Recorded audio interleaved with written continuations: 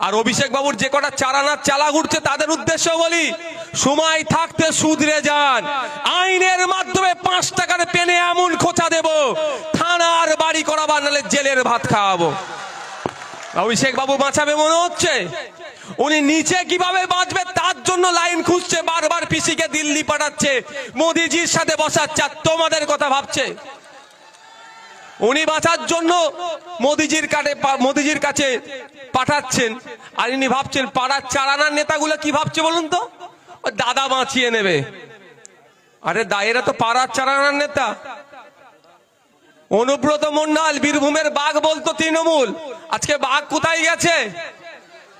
হ্যাঁ, কোথায়? তিহার জেলে গেছে। তার থেকে যদি কোনো ভয়ঙ্কর জেল থাকে, তৃণমূলের আগামী দিনের বেশ কিছু নেতা ওই জেলেকেই রাখা হবে। দরকার লাগে তৈরি করতে হবে আমাদেরকে ওই জেল।